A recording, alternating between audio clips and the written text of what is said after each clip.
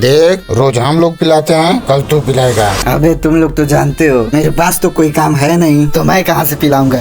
वो सब हम नहीं जानते, कल तू पिलाएगा। चल ठीक है, तुम लोग कहते हो तो मैं कुछ करता हूँ।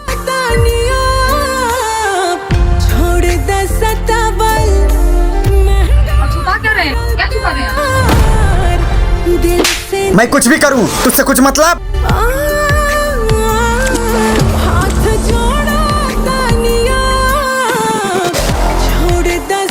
ठीक है, मैं घर जाता हूँ, बहुत तेज भूख लगा है।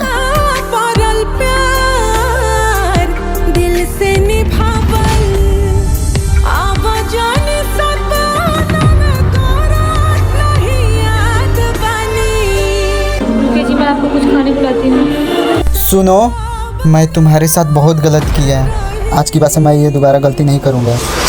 कोई बात नहीं जी, आपको अपनी गलती का एहसास हो गया ना, मेरे लिए